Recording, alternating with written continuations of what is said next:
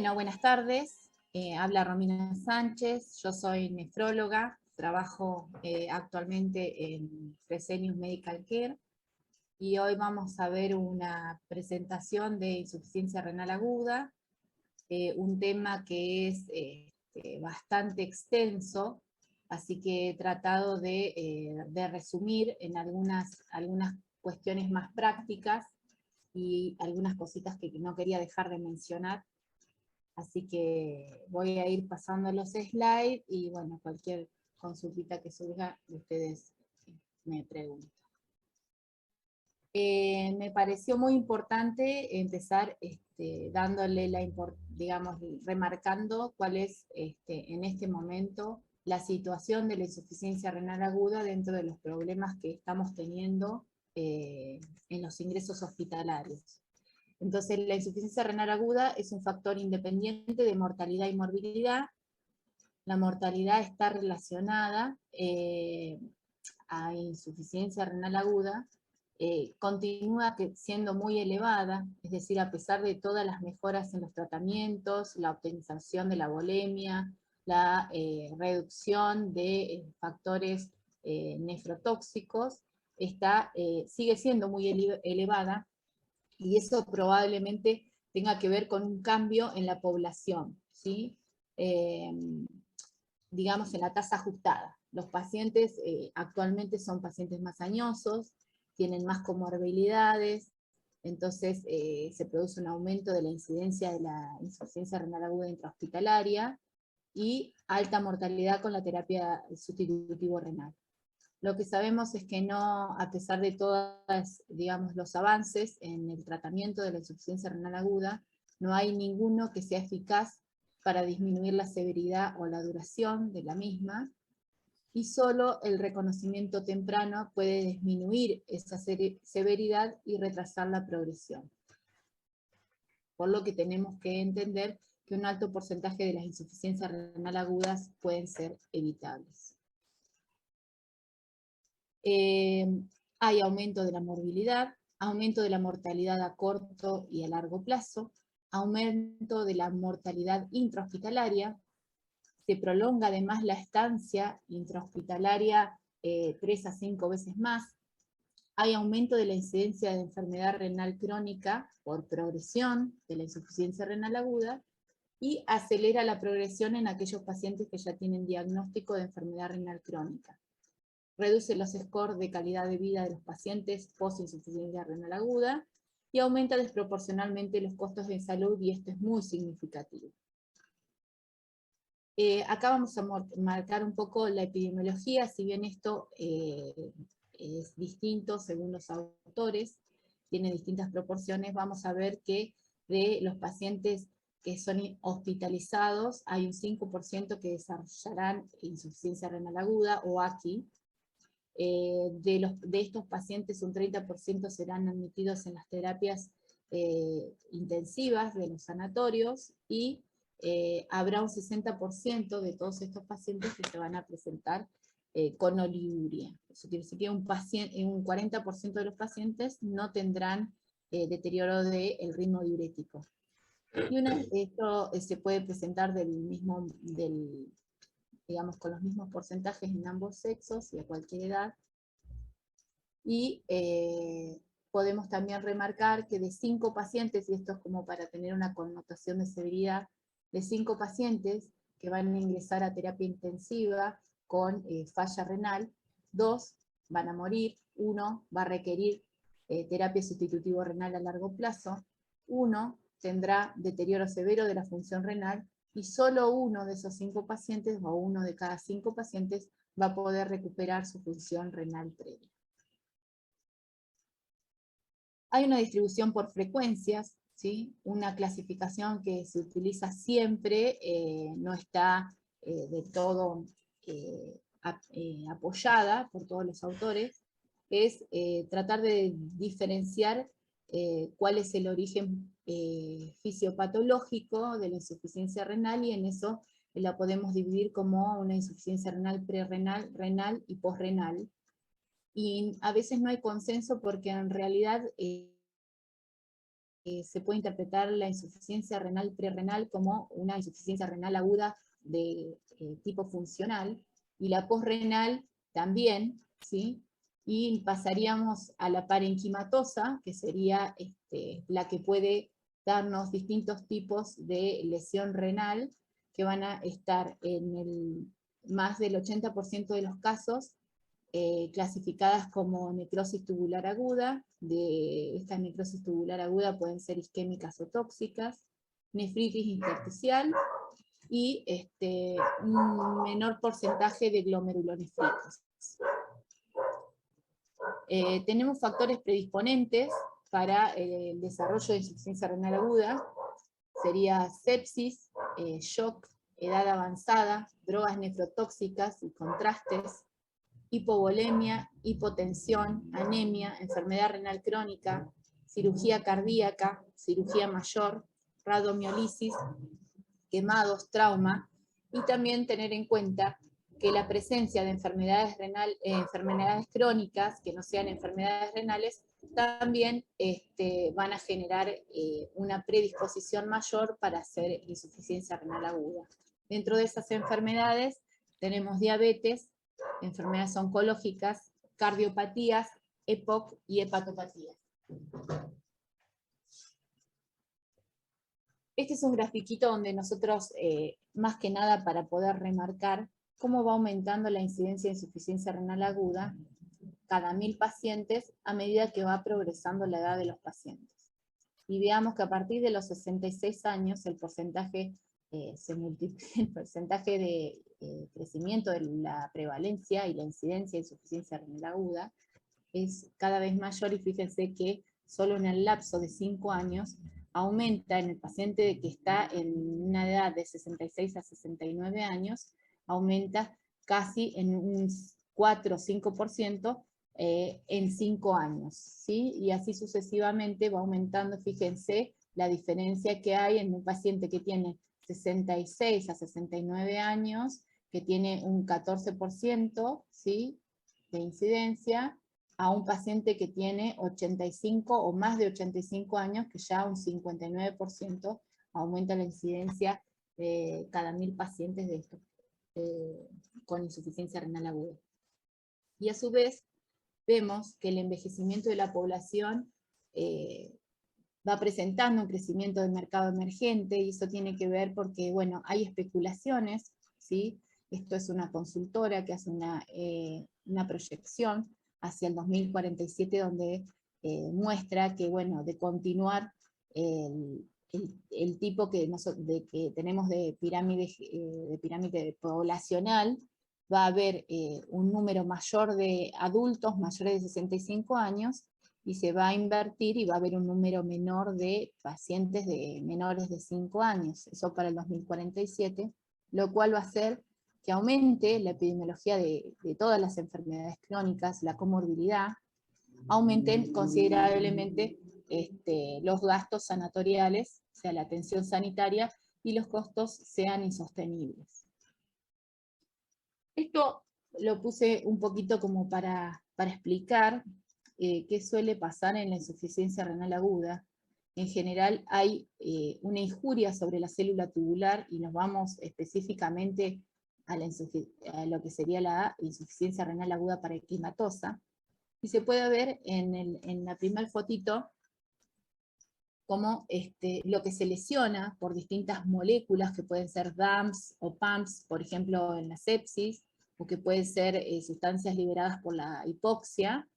Lo que va a generar es una injuria o un estrés renal agudo, y lo que va a afectar es la mecánica energética de la célula tubular, ¿sí? Acá puse un grafiquito donde se muestra las principales organelas que van a ser alteradas, que son las mitocondrias, ¿sí?, donde se va a ver alterada el proceso de fisión, se van a fragmentar, y esto va a hacer que haya una deficiente reparación del ADN, ¿sí?, un mayor consumo energético. Acá se puede ver nuevamente la célula tubular, esto sería la luz tubular, esta sería la membrana basal de la célula tubular.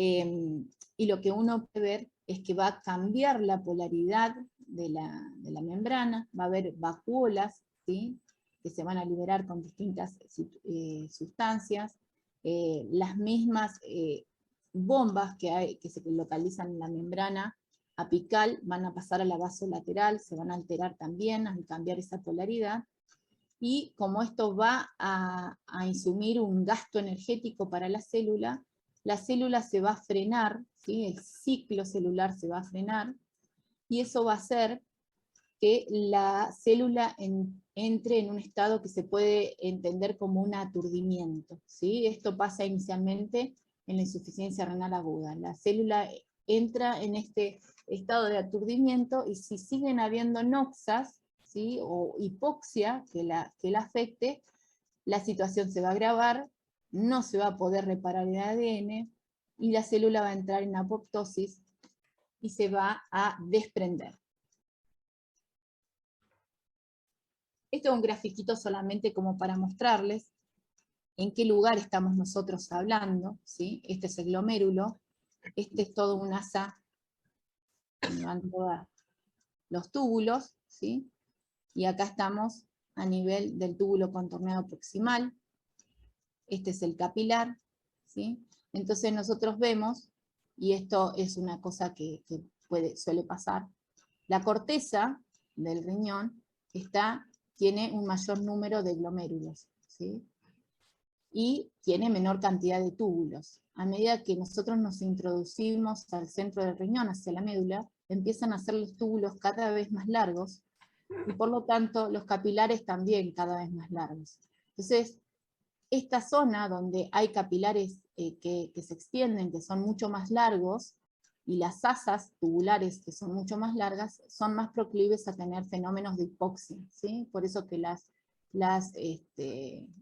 necrosis tubulares agudas en general se dan más a nivel de la médula, porque es justamente en los fenómenos hipóxicos donde más producen lesión. Entonces, si nosotros volvemos otra vez a lo que estábamos mencionando, una célula del túbulo, ¿sí?, esa célula del túbulo que entra en un estado de aturdimiento y que sigue recibiendo noxas, se va a desprender, y conjuntamente con proteínas que están dentro del túbulo, que son propias del túbulo, como se llaman las proteínas de Tangstorff, se van a unir, van a formar cilindros, y van a ser partes de los cilindros que van a tapar todos estos túbulos, y van a impedir que se pueda producir el filtrado glomerular, ¿sí? Empieza a haber deterioro del...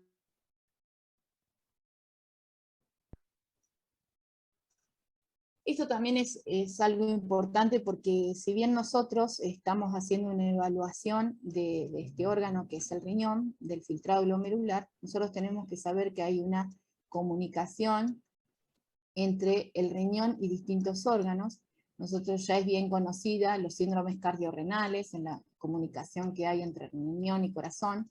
Conocemos perfectamente también que hay síndromes que son pulmón-riñón, ¿sí? Y eso habla de una comunicación también entre estos órganos. Todo lo que es los síndromes hepatorrenales, también la osteodistrofia renal, ¿sí?, y la afección de las distintas estructuras óseas y la mineralización ósea que se produce con la enfermedad renal. Y una cosa nueva que se está estudiando cada vez más, no es nuevo el conocimiento, pero se está estudiando cada vez más, es cómo interviene también la microbiota intestinal y qué comunicaciones tiene en el caso de la insuficiencia renal aguda con el riñón. ¿Sí? Y esto es solamente como para contarles que hay una comunicación muy importante entre el intestino y los riñones, y se está viendo que la modificación de la microbiota intestinal produce determinadas alteraciones que pueden hacer que en el caso de una insuficiencia renal aguda tenga más posibilidad esa persona de progresar en la insuficiencia renal crónica o no, ¿sí? Entonces se está tratando también de estudiar a este nivel si se puede modificar, se puede realizar cambios en la microbiota durante la insuficiencia renal aguda que impidan la progresión de esta enfermedad renal aguda a una crónica. Y como ven, no solo está la microbiota, hay un montón de sustancias que se liberan, ¿sí? Que actúan a nivel renal, sobre todo a nivel de los fibroblastos, que son los que van a ir generando una fibrosis del intersticio, ¿sí? Y van a ir haciendo que haya progresión de la enfermedad renal, pero como ven también todas las células de la inmunidad también estarían alteradas. Y bueno, y ahora pasando un poco a hablar sobre la insuficiencia renal aguda, vamos a decir que es un síndrome clínico caracterizado por incremento de productos nitrogenados en sangre debido al deterioro brusco del filtrado glomerular, acompañado en las 2/3 partes de deterioro del ritmo diurético, que puede ser oliguria o anuria. Y esto es parte de lo que habíamos visto en la presentación clínica, que decíamos que el 60% eran oligúricas. Definiciones de insuficiencia renal aguda hay muchísimas, ¿sí? Más de 35 definiciones, y se ha ido a lo largo del tiempo tratando de unificar los criterios y consensuar para que los estudios epidemiológicos que se hacen en los distintos países puedan ser comparados. Dentro de esta definición, entonces, una de las criterios que tomamos fue la oliguria, ¿sí? O el deterioro del ritmo diurético, y por otro lado los incrementos de creatinina. Entonces, cuando hablamos de oliguria, podemos decir que la oliguria es un valor de diuresis de 0,5 mililitros por kilo por hora, que se puede hacer en un lapso de 6 a 12 horas.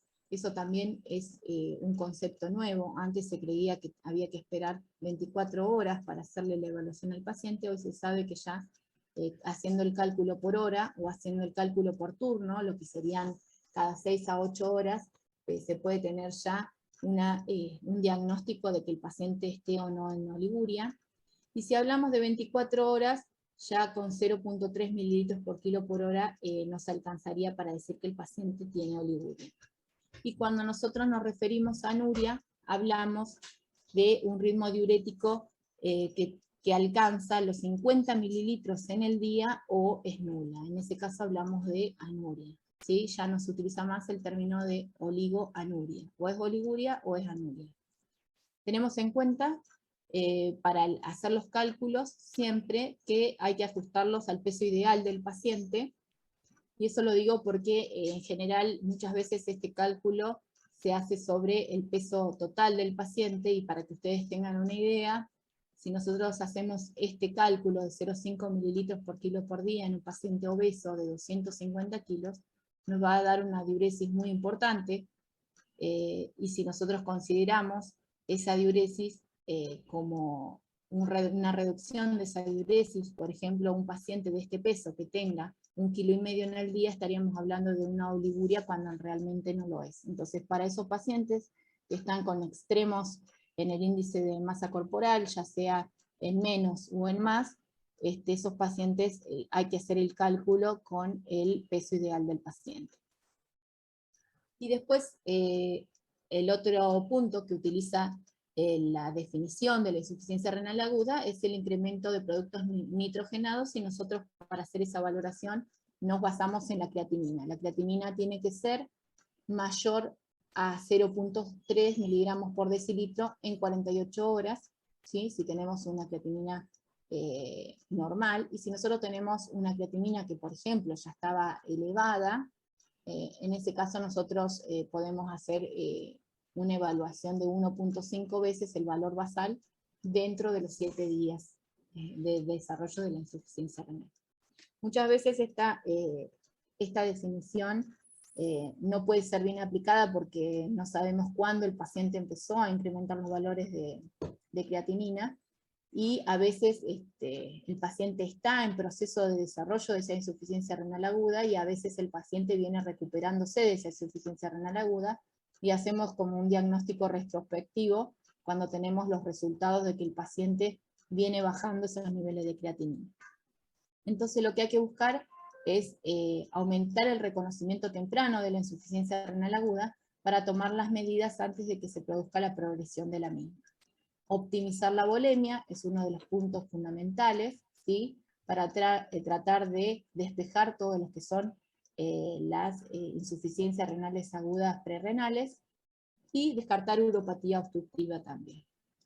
Entonces nosotros vamos a tener, según los estadios CADIGO del 2012, que es un consenso, 3 estadios de insuficiencia renal aguda. El primer estadio, que es como dijimos recién, una creatinina en 0.3, y es muy poco la diferencia, y ahora les voy a explicar por qué. 0.3 miligramos por ciento o miligramos por decilitro de valor basal de creatinina, y 1.5 a 1.9 veces el valor basal. Este sería el estadio 1. Con una diuresis que va con menos de 0.5 miligramos por kilo por hora durante 6 a 12 horas. Siempre se toma como consideración, para clasificarla, el valor mayor, ya sea de creatinina sérica o de diuresis, ¿sí? El que esté más complicado. Si el paciente, por ejemplo, tiene una creatinina de 1.5, ¿sí?, el valor basal, pero está anúrico, nosotros vamos a considerar que ese paciente está en un estadio 3 de IRA, ¿sí? Y bueno, el estadio 2, que va con una creatinina de 2 a 2.9, ya con un ritmo diurético que se tiene que prolongar más de 12 horas, ¿sí?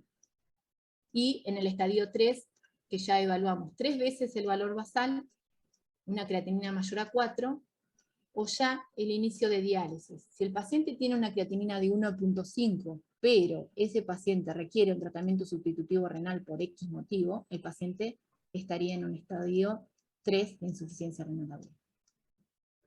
¿Cuáles son las limitaciones de estas clasificaciones? Que no está basada en evidencia la correlación entre creatinina y diuresis, por eso decíamos que, bueno, se toma como consideración cuál de las dos esté peor para poder clasificar en qué grado de severidad está la insuficiencia renal aguda.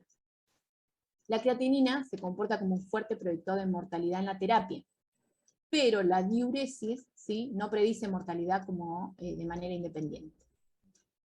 Y otra cosa que tenemos que ver es que la creatinina no representa adecuadamente el nivel de filtrado glomerular en la etapa aguda, ¿sí? Entonces, estas clasificaciones también tienen una limitada aplicación en la enfermedad renal parenquimatosa, porque la fisiopatogenia, depende del tipo de enfermedad renal parenquimatosa, suelen ser distintas. Pasa lo mismo en la sepsis y pasa lo mismo en la nefropatía por contagio. ¿Cuáles serían las limitaciones de la creatinina? La creatinina, si bien es lo que nosotros tenemos como marcador de insuficiencia renal aguda, tenemos que conocer que es un marcador tardío. Nosotros, si vemos acá, tenemos el filtrado glomerular, ¿sí?, y la creatinina. Nosotros podemos ver que a medida que se va reduciendo el filtrado glomerular, ¿sí?, la reducción del filtrado glomerular para que la creatinina se vea reflejada y se incremente, la reducción es más que importante, ¿sí? Entonces la relación entre la creatinina y el filtrado glomerular no es lineal, ¿sí? Y tenemos que ver esto, fíjense la caída importante que hay del filtrado glomerular, ¿sí?, para que recién eso se vea reflejado como un valor de creatinina. Y después que la creatinina se empieza a elevar a las 48 horas de que aparece la anemia. Entonces, con más razón, nosotros tenemos un marcador que es tardío. La variación diaria en la producción de creatinina, puede haber una variación diaria, no es tanto, este valor entre 10 y el 15% no es tanto, por eso que nosotros la utilizamos como valor, como marcador. Y en la insuficiencia renal aguda puede haber, sí, muchas más variaciones, entre 1 a 2 miligramos por decilitro, ¿sí? La creatinina es proporcional a la masa muscular, entonces ya va a haber muchas situaciones que sean acorde, que van a hacer disminuir o aumentar la producción de la creatinina. Por ejemplo, disminuye la producción en las mujeres, en el embarazo, en los pacientes añosos, en los malnutridos, en los apuntados y en las dietas con bajo consumo de proteínas. Entonces esos pacientes, las creatininas producidas van a ser mucho menores. Y van a aumentar la producción de creatinina en los atletas y en las dietas hiperproteicas. La creatinina se informa siempre como concentración, Entonces esa es otra limitación de la creatinina, ya que en pacientes sobrehidratados, como pacientes que veíamos antes, con grandes expansiones de volumen, en esos pacientes iba a estar hemodiluida, ¿sí? Entonces grandes reanimaciones podían mitigar los aumentos séricos de la concentración de creatinina, a pesar de una severa caída de la tasa de filtrado glomerular. La incidencia varía mucho de insuficiencia renal aguda entre los autores, por la variabilidad en la definición utilizada, y eso era parte de lo que estábamos mencionando, por eso que se hizo un consenso para tratar de unificar un poco los criterios, y podemos definir nosotros con IRA o ACI, con una duración menor a 7 días, si hablamos de tiempo de duración, ¿sí?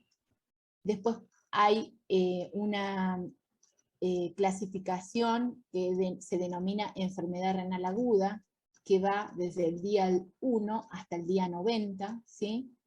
¿Por qué se hace esta diferenciación? Porque se demostró que no es lo mismo que un paciente tenga una insuficiencia renal aguda que dure 7 días, que el paciente tenga una enfermedad renal aguda que dure 30 días, 45 días, ¿sí? Esta ha demostrado mayor riesgo de progresión y menos tasa de recuperación. Por eso que se hace esa separación, ¿sí? Dentro de lo que se llama enfermedad renal aguda, va desde el día 1 al día 90, así que también estaría incluida la ACI o IRA.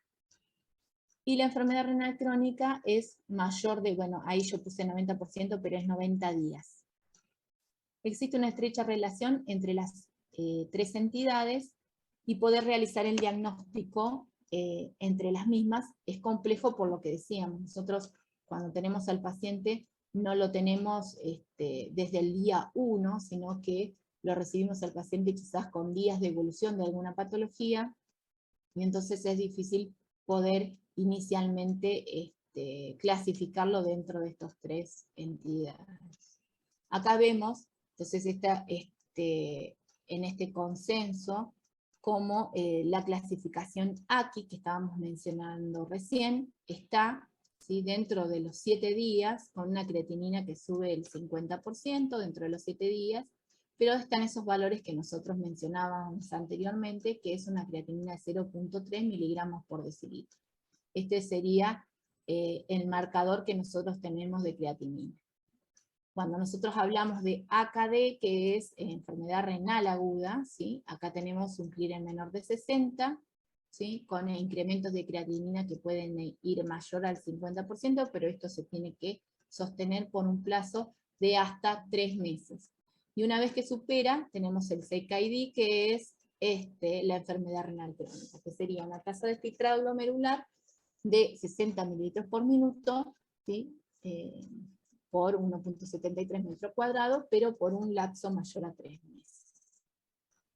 ¿Qué pasa con el filtrado glomerular en IRA? Nosotros hablamos ahora un poco de lo que era la oliguria, hablamos de la creatinina, y ahora vamos a hablar del concepto de filtrado glomerular. El filtrado glomerular es la cantidad de plasma que se filtra por unidad de tiempo, ¿sí? El gol estándar para medir el filtrado glomerular es la inulina. Lo que pasa es que nosotros a un paciente con insuficiencia renal aguda no le vamos a inyectar esta sustancia para poder valorarle el filtrado glomerular, ¿sí? Entonces no se aplicaría. El cálculo se puede hacer de dos maneras: por fórmulas o medido en la orina de 24 horas. Esos son cómo se puede medir el filtrado glomerular, ¿sí? Su valor normal varía acorde a la edad, sexo, superficie corporal, para esto hay fórmulas. Tiene una tasa de reducción esperada, que esto es muy importante, ¿sí?, entre 0.7 y 1 mililitro sobre 1.73 metros cuadrados por año. Eso decae por año a partir de los 40 años, entre 0.7 y 1 mililitro por año el filtrado glomerular. Eso es muy importante porque nosotros recibimos pacientes añosos, y entonces tenemos que contemplar que ese paciente también tiene una reserva funcional renal ya deteriorada, ¿sí? Es útil para monitoreo de función renal en pacientes estables, el filtrado glomerular. Entonces, si nosotros hablamos de una insuficiencia renal aguda, no es un paciente estable.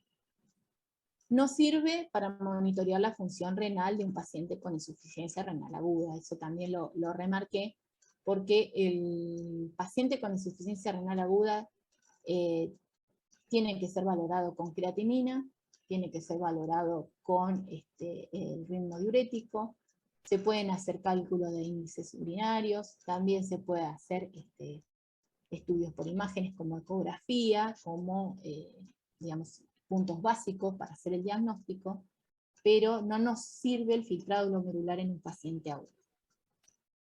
El filtrado glomerular se estima por fórmulas, las más utilizadas son CKD-EPI y MDRD, ¿sí? Y estas se utilizan para el cálculo diario de las dosis de fármacos en pacientes con IRA, ¿sí? No hay consenso en que el cálculo de las drogas esté estimado por la creatinina o esté estimado por la oliguria, por otros parámetros. Entonces se siguen haciendo el cálculo, o sea, el filtrado glomerular, el cálculo del filtrado glomerular por fórmula para poder adecuar diariamente los requerimientos de los fármacos. Bueno, esta es la fórmula CKD-EPI que se puede hacer con el teléfono, ¿sí? Con una aplicación, y la MDRD, ¿sí? La diferencia que tienen es que la CKD-EPI, cuando se realizó esa fórmula, fue realizada en pacientes que tenían un filtrado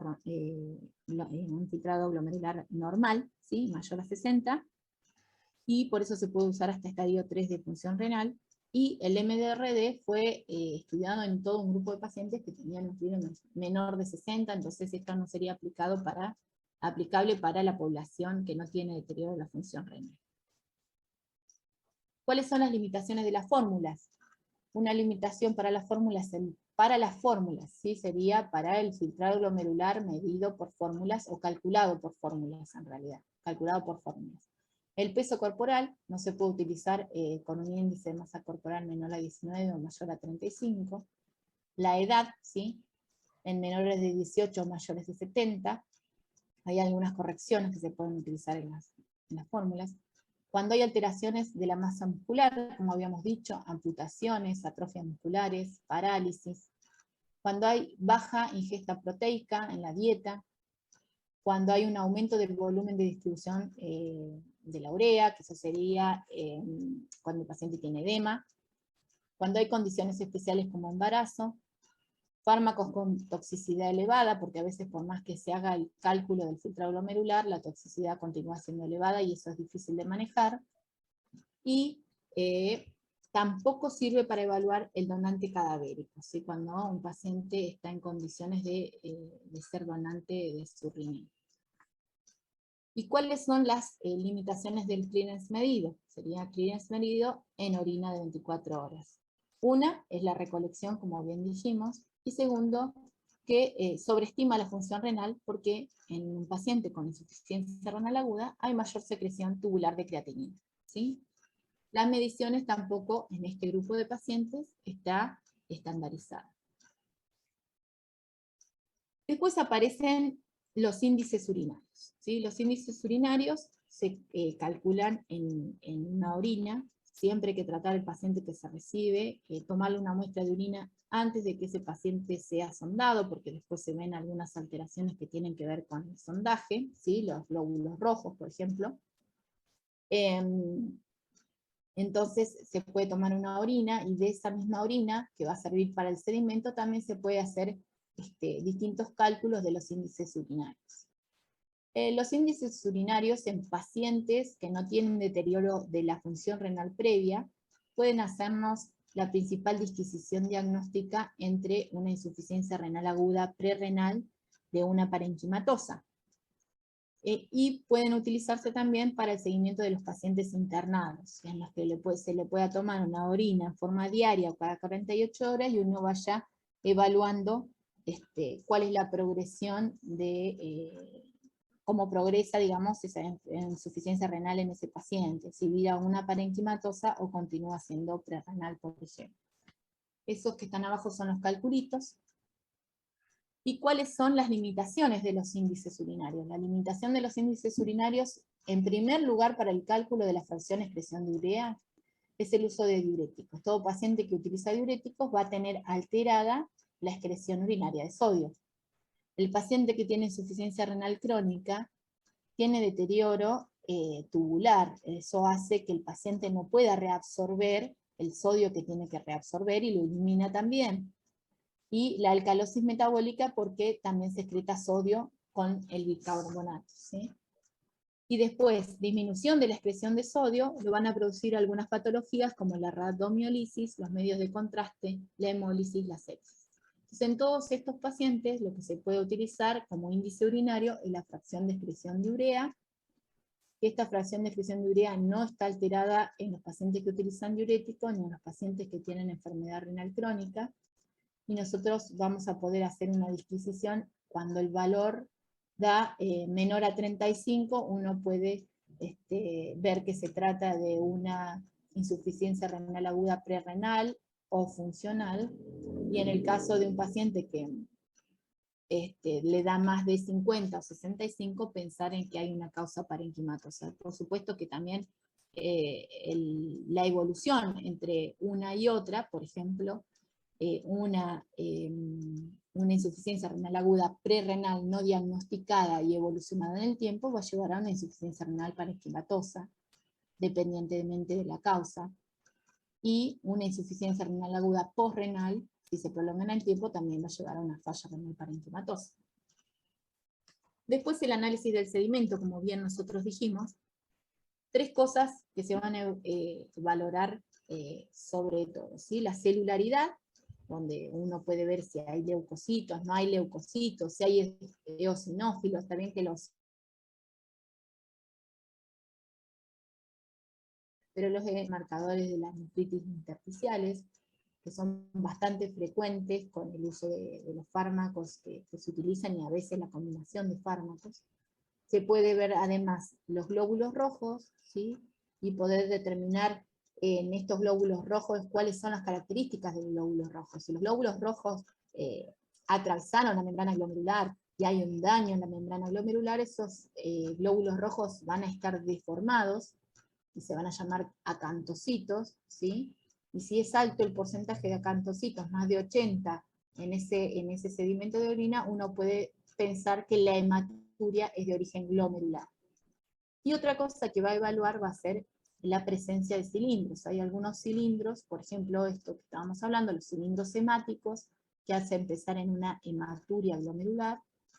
Puede haber también cilindros que sean serios, cilindros granulosos, que eso se puede dar en la insuficiencia renal aguda.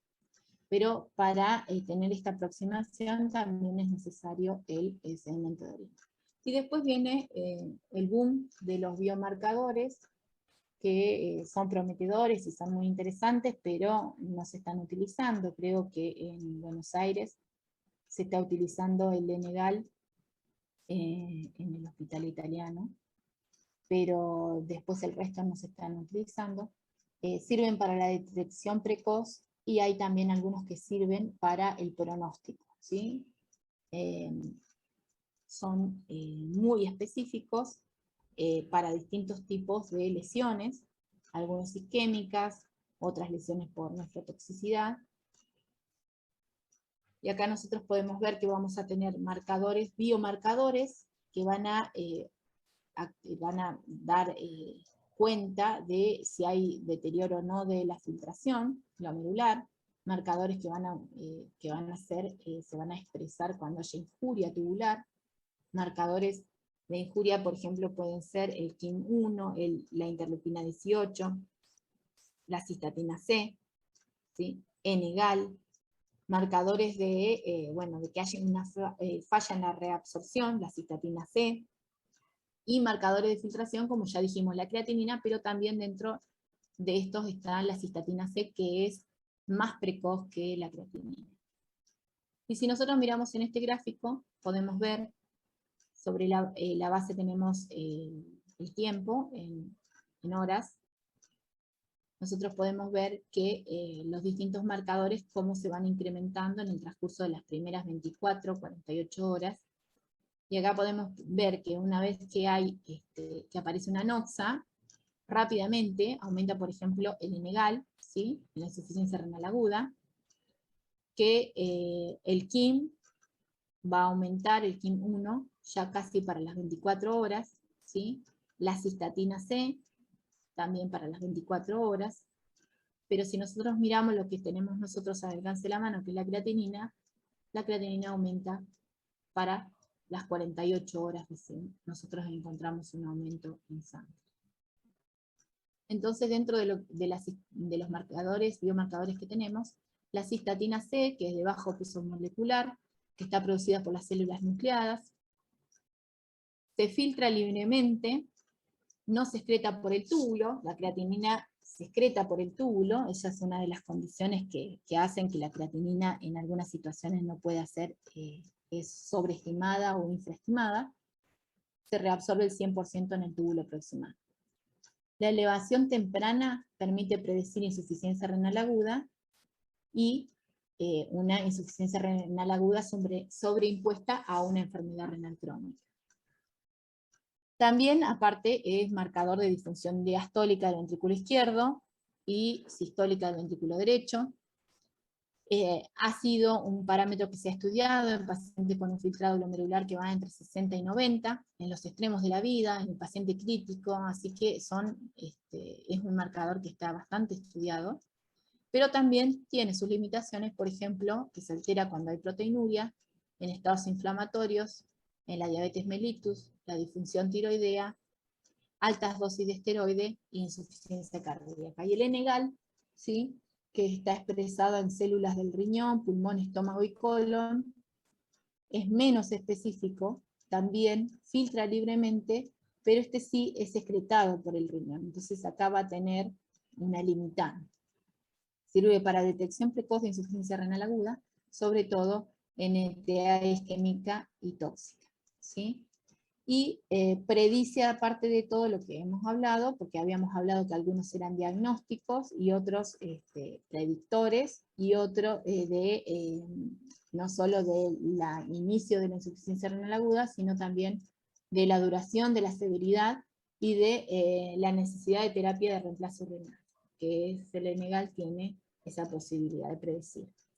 Entonces nosotros hasta ahora hablamos sobre lo que necesitamos para evaluar un paciente. Un laboratorio, que hasta ahora lo que hemos hablado serían de marcadores como la creatinina, y biomarcadores de los que nos contamos, la orina completa, donde vamos a evaluar los índices urinarios, y donde vamos a evaluar el sedimento urinario, y dentro del sedimento urinario, como dijimos, la celularidad, la posibilidad de que haya cilindros, la proteinuria, ¿sí?, y la presencia de glóbulos rojos. Y la ecografía como para hacer un diagnóstico diferencial y poder evaluar si hay una insuficiencia renal crónica, signos de una insuficiencia renal que sea de otra etiología, si hay causas obstructivas. Y entonces acá viene la clasificación de la que ya venimos hablando un poco, pero como para hacerlo más esquemático, entonces podemos tener una injuria renal aguda, que puede ser prerrenal, parenquimatosa y posrenal, ¿sí? La prerrenal, como vemos acá, podríamos considerarla que es una una injuria renal aguda funcional, que tiene que ver con el bajo volumen minuto, con hipoperfusión. La parenquimatosa, que puede ser originada por necrosis tubular aguda de causas intersticiales, glomerulares o vasculares, y la posrenal u obstructiva, que son las causas urológicas. Entonces vamos a empezar hablando de las causas prerrenales, ¿sí? Depresión del volumen, que es una de las causas, hemorragia, pérdidas gastrointestinales, pérdidas renales, disminución del gasto cardíaco, miocardiopatías, válvulas, problemas valvulares, arritmia e hipertensión, por vasodilatación sistémica, por vasoconstricción renal y por fármacos que alteren la hemodinamia renal, ¿sí? ¿Cuál va a ser el patrón? El sodio urinario bajo, eso evaluando los índices urinarios, el sedimento no va a estar alterado, ¿sí?, porque no hay pérdida de hematíes, porque no hay cilindros, porque no hay otro tipo de deterioro. La capacidad de concentración de la orina va a estar conservada, porque estamos hablando de una injuria renal aguda que es funcional, y una función tubular normal, y las imágenes no van a dar ningún dato de importancia. Sí, clínicamente se va a comportar con hipovolemia, ¿sí?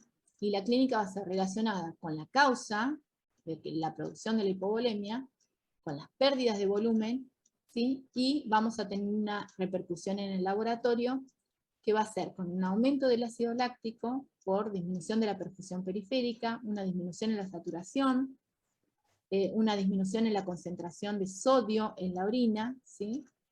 Y hemoconcentración. Relacionadas con las causas, bueno, van a ser por pérdidas, ¿sí? Vómitos, diarrea, hemorragia, tercer espacio, y relacionadas con las pérdidas de volumen, hipotensión arterial, eso va a ser la clínica, ¿no? Taquicardia, oliguria, hipoperfusión periférica, ortostatismo y yugulares incurticadas. Esto me parece importante ponerlo porque son dos de las causas más importantes que nosotros tenemos de falla funcional, ¿sí? De ira prerrenal. Una es el uso de AINES, que se puede ver acá, ¿sí? El AINE lo que bloquea, lo que produce es que la inhibición de las prostaglandinas, entonces por lo tanto se produce una vasoconstricción a nivel de la arteriola aferente, cual disminuye el flujo plasmático renal, ¿sí? Lo que se ve en una pérdida del filtrado glomerular. Y por otro lado, lo que nosotros también utilizamos bastante son los IECA o ARA2, y lo que va a suceder en esta situación es que lo que va a producir va a ser una inhibición de la angiotensina, por lo tanto no vamos a tener una constricción en la arteriola eferente, que es la que sale del riñón, ¿sí? Y entonces al disminuir esto, al disminuir la angiotensina 2 acá, se va a disminuir la presión de filtración, ¿sí? Si esto se constriñe acá, va a aumentar la presión dentro del capilar y hay más filtrado. Si esto se vasodilata, disminuye la presión de filtrado. Entonces es muy importante a la hora de valorar las injurias renal aguda prerrenal, es descartar como primera medida cuando hay una injuria renal aguda es poder suspender nefrotóxicos como AINES y ARA. Bueno, después tenemos las causas renales parenquimatosas, que son, puede ser anomalías tubulares, nefritis intersticial aguda, que puede ser por fármaco, pielonefritis, infiltrativa, lesiones glomerulares, y acá está todo el campo de las glomerulopatías, ¿sí? Idiopática, postinfecciosa, LES, Goodpaster, por inmunocomplejos, y después están las anomalías vasculares, donde están las microangiopatías, la arteriosclerosis, lesiones arteriales renales, venosas y microvasculares. Dentro de las anomalías tubulares están lo que nosotros dijimos que tiene las necrosis tubular aguda. Para eso tenemos nefrotoxinas que son endógenas, nefrotoxinas que son exógenas y estados de hipoperfusión, que no los voy a mencionar.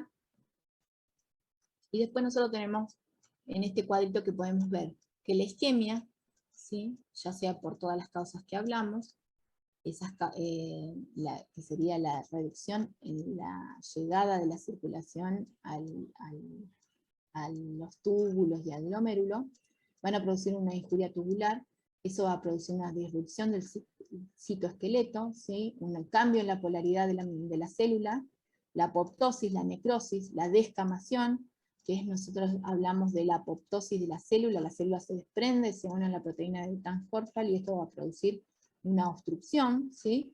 Y por otro lado, la misma isquemia produce una lesión, injuria endotelial, activaciones de vasoconstrictores, de trastornos en la vasodilatación, va a haber adherencia leucocitaria, o sea que también, a pesar de que es un fenómeno isquémico, produce cambios inflamatorios, obstrucción capilar isquémica, ¿sí? Entonces el patrón de lesión parenquimatosa, nosotros vamos a ver que va a haber un aumento en la excreción de sodio, porque es un túbulo que no funciona, entonces no reabsorbe sodio, lo elimina. Un sedimento patológico, porque depende del tipo de lesión que puede haber, va a ir evidenciándose en el sedimento, va a aparecer cilindro, va a aparecer glóbulos rojos.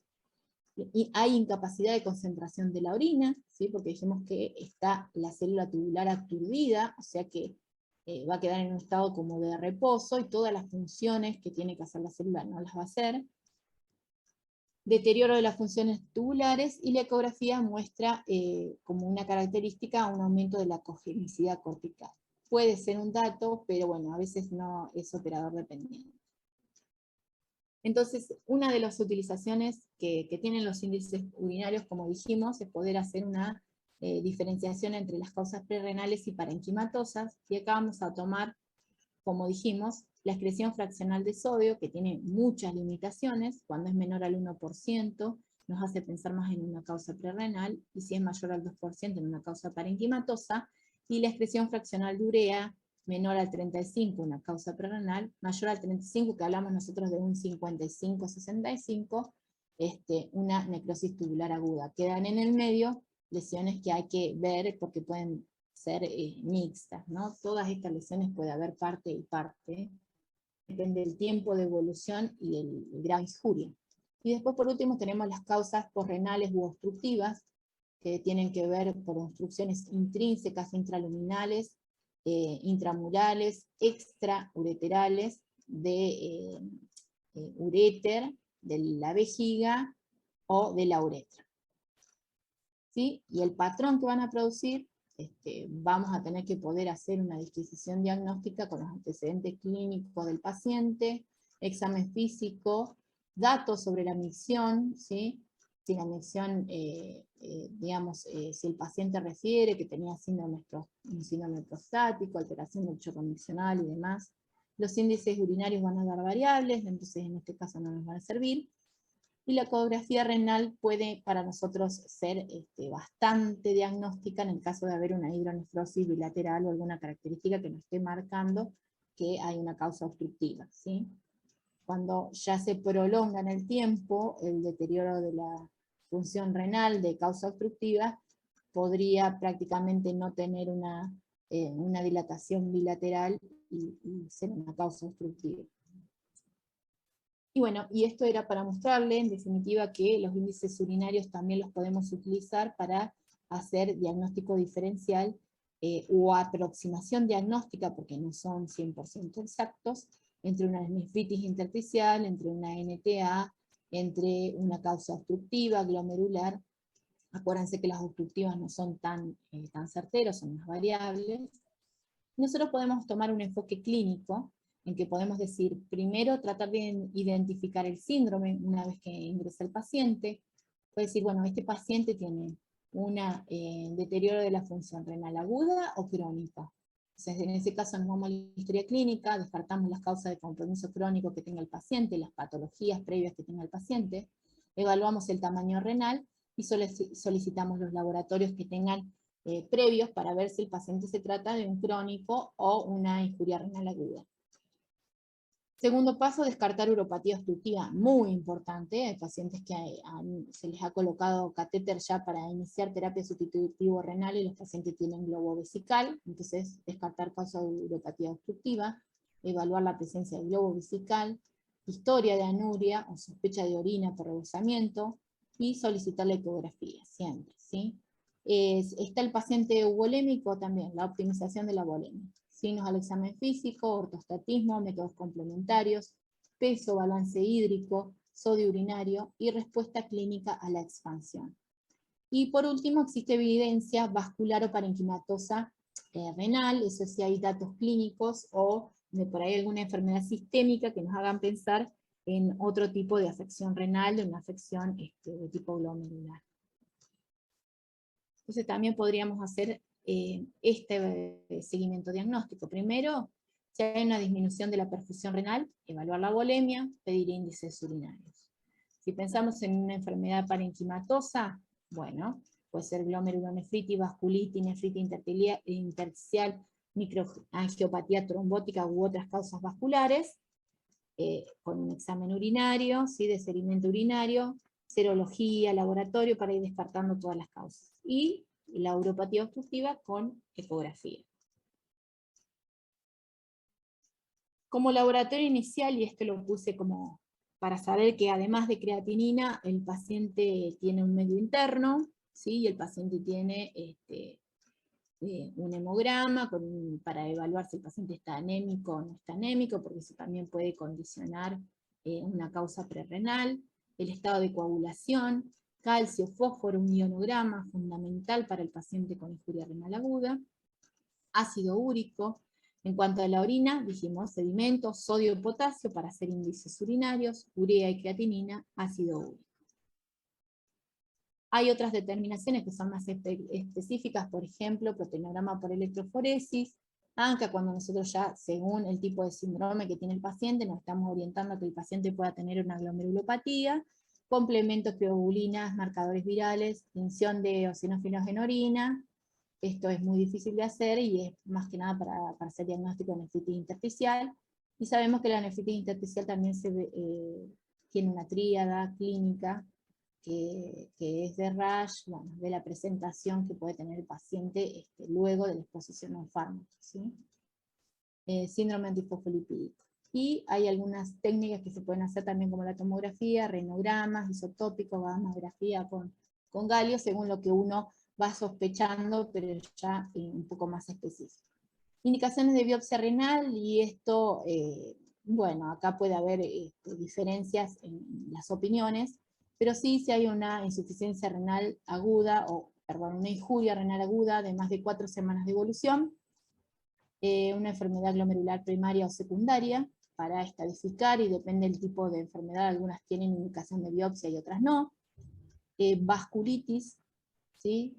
Una nefritis intersticial aguda, si la causa etiológica es desconocida, si hay hematuria glomerular, proteinuria, ¿sí? Manifestaciones renales de enfermedades sistémicas. Como medidas generales, bueno, siempre pensar que hay que asegurar el buen estatus volumétrico, discontinuar las drogas que dijimos nefrotóxicas, ajustar las drogas, ¿sí? Con el filtrado glomerular estimado por fórmulas, considerar monitoreo hemodinámico si hiciera falta, monitorear niveles de creatininas y diuresis, que es lo que nosotros tenemos hoy para monitorear el deterioro de la función renal, evitar hiperglucemia, porque a mayor hiperglucemia sabemos que hay mayor progresión, y métodos diagnósticos alternativos al uso de contraste iodado para disminuir los riesgos. Algunas recomendaciones, y ya voy terminando. Uno, la expansión de volumen tiene que ser con cristaloides isotónicos, ¿sí? Eso también se va adecuando a las instituciones. Hay algunos, la mayoría se hace la expansión de volumen, que tiene que ser regulada, se hace con solución fisiológica al 0,9%, pero eso no es isotónico, ¿sí? Si no sería el Ringer lactato. Puede hacerse una expansión de 500 mililitros en bolo, y hasta 10 mililitros por kilo de peso, y si no, expansiones más pequeñas, cada 5 a 10 minutos, de 100 a 200 mililitros de solución fisiológica. Esto hay que hacer, está indicada la expansión de volumen en ausencia de shock hemorrágico, si no tiene indicación de expansión con glóbulos rojos. Suspensión de nefrotóxicos, AINES y ECA, no indicar aminoglucósidos ni anfotericina a menos que sea necesario, buscar otras alternativas. Dentro de los diuréticos, la única indicación que tiene el diurético es cuando el paciente tiene sobrecarga de volumen. El diurético no previene ni cambia la evolución de la injuria renal aguda, ¿sí? Hay muchos pacientes que lo reciben, 70% de los pacientes con injuria renal aguda lo reciben, pero no todos tienen la indicación que tienen que tener. Si se indica furosemida, tratar de no indicar más de 400 miligramos día. Los vasopresores, está indicada vasopresina o noradrenalina, con fluidos en el caso de shock vasomotor, con o riesgo para injuria renal aguda, siempre con monitoreo hemodinámico. El control glucémico para reducir la incidencia y severidad de la injuria renal aguda. ¿Sí? No se sugiere el control de glucemia intensificado en el paciente con injuria renal aguda, así que tendría que ser con glucemias menos de 180. Y algunos dicen que hasta menos de 150, pero bueno, eso está ahí, está en evaluación. Solución fisiológica 1 mililitro por kilo por hora por 12 horas en pacientes con riesgo para nefropatía por contraste. Sí está demostrado que los pacientes que reciben expansión con solución fisiológica previo y posterior a la administración de contraste tienen una mejoría en la evolución, ¿sí? No así la N-acetilcisteína, pero como no hay evidencias y no produce ningún tipo de lesión, se sigue recomendando. Entonces, dentro de lo que llamamos optimizar la volemia, tenemos que saber el 50% de los pacientes que están en situación de shock van a responder a fluidos. Pero tenemos que saber que optimizar la volemia es no administrar si no existe evidencia de hipoperfusión, ¿sí? No continuar con expansión si ya está corregida esa hipoperfusión, no intentar revertir con fluidos un estado de hipoperfusión no dependiente de fluidos, ¿sí? Porque puede haber disfunción cardiovascular o porque el paciente puede estar en un estado de sepsis, como dijimos nosotros, en donde hay un montón de moléculas que están en juegos y un túbulo que no está funcionando. Entonces en ese caso seguir insistiendo con una optimización de la volemia y con expansiones, lo que va a hacer que se perjudique más el estado actual. No aportar fluidos en un contexto donde la relación riesgo-beneficio es desfavorable. Por ejemplo, síndrome de estrés respiratorio, edema cerebral cardíaco, síndrome compartimental abdominal. Y esto que es lo que mencioné recién, si ya el paciente veo que tiene activadas las vías de inflamación, de lesión, incluso de necrosis directamente, no intento reanimarlo con volumen, porque el volumen también es uno de los marcadores cuando se da en exceso de complicaciones de injuria renal aguda. Por último, ¿cuáles son las indicaciones de terapia sustitutivo renal? Son indicaciones absolutas: hipercalemia mayor a 6,5, complicaciones urémicas como pericarditis, trastorno del sensorio, neuropatías, acidosis metabólica con un pH menor a 7,1, sobrecarga de volumen refractaria a tratamiento, y diálisis temprana versus diálisis tardía. Bueno, eso es otro tema aparte también con muchas controversias, ya que los riesgos versus los beneficios están ahí repartidos, y bueno, y no se ha demostrado que el inicio temprano de la terapia de diálisis, salvo que tenga estos criterios absolutos de diálisis, sea más beneficioso para el paciente. Bueno, y ahí estoy terminando. Bueno, muchas gracias, Romina, pues la verdad que es un tema complejo. Es muy largo, ¿viste? Intenté acomodar un poquito los conceptos, pero es muy largo, sí. No, pero estuvo espectacular. Hola Romina, hola Roberto. Hola. Y por otro lado, la verdad es que la charla va a quedar colgada ahí en la página de la clínica, porque seguramente hay cosas por ahí para volver a repasar y demás, porque tiraste muchos datos.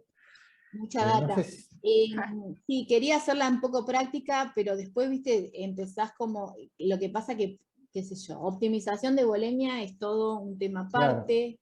Claro. Injuria renal en sí, todos los marcadores moleculares y todo eso es otro tema aparte, para el que le interesa un poco más la cuestión metabólica.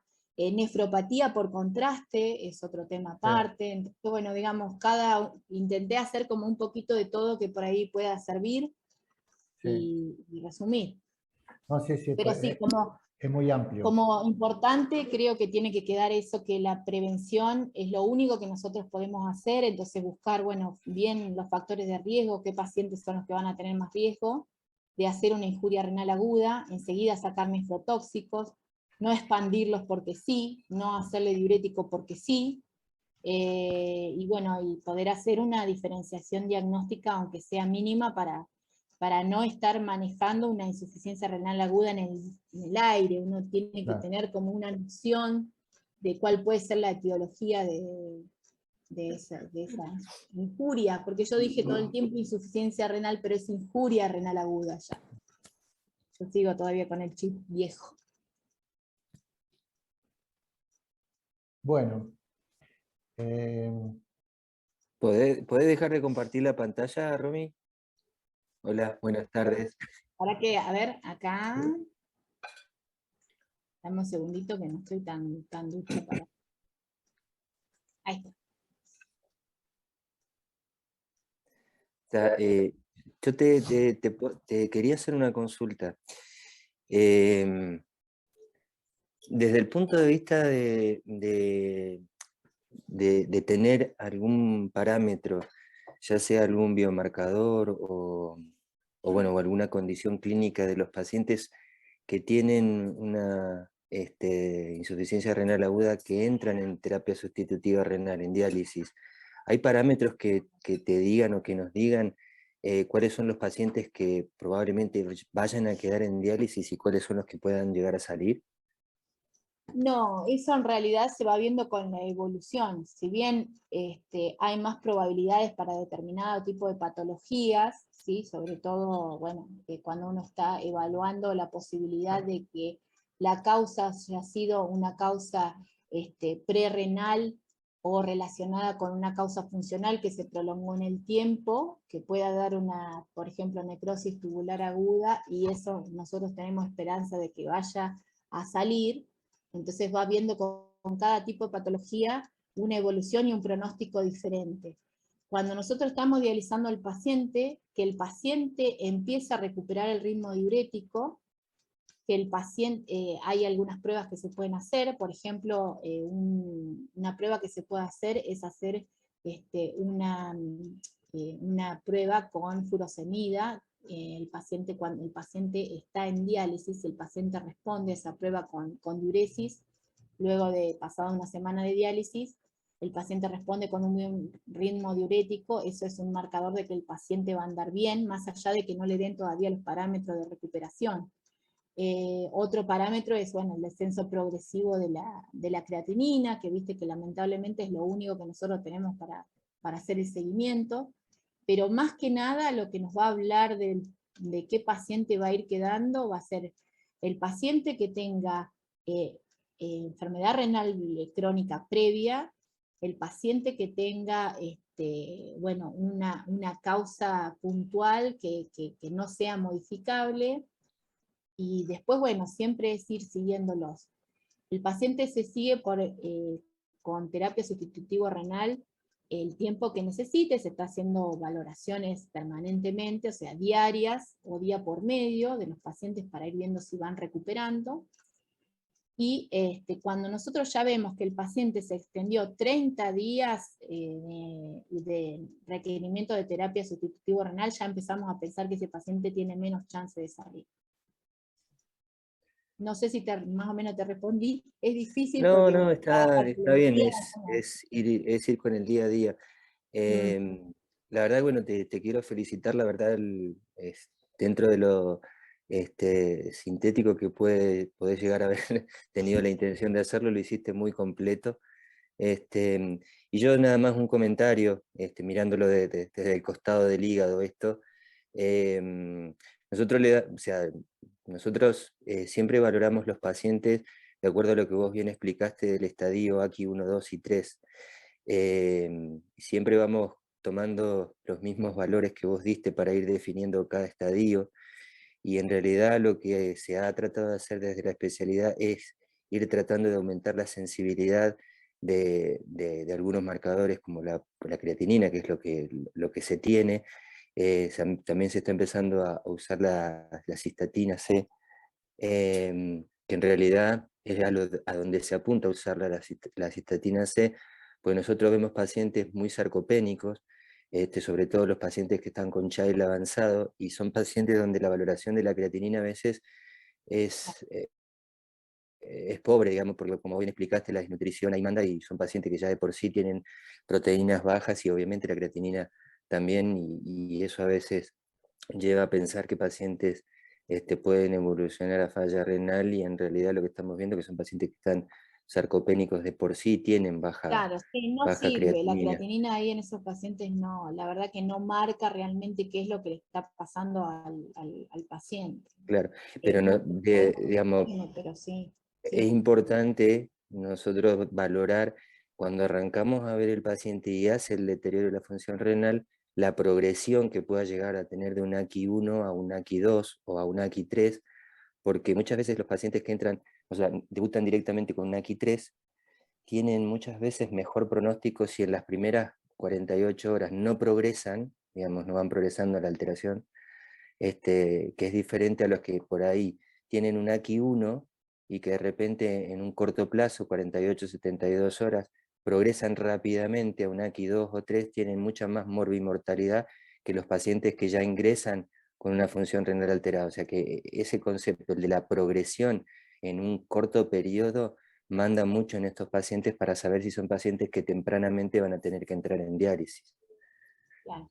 Sí, inclusive a medida que más órganos estén comprometidos, sumado a la injuria renal aguda, también es mayor predictor de que ese paciente va a ser un paciente que va a evolucionar mal y que va a evolucionar a una falla crónica, a un requerimiento crónico sustitutivo.